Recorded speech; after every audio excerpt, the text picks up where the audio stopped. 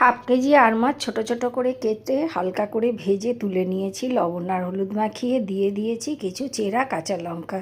খুব ঝটপট রান্না হয়ে যায় এরকম একটা রেসিপি আজকে নিয়ে এসেছি। গরমে হালকা কিছু খেতে ইচ্ছে করলে এরকম বানিয়ে নিতে পারো।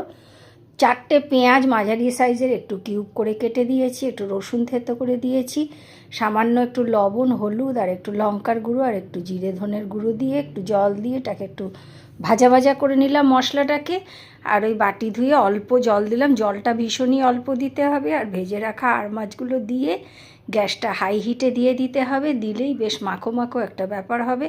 আমার কাছে ধনেপাতা ছিল না বলে দিতে পারিনি, তোমরা থাকলে পরে দিয়ে দিও।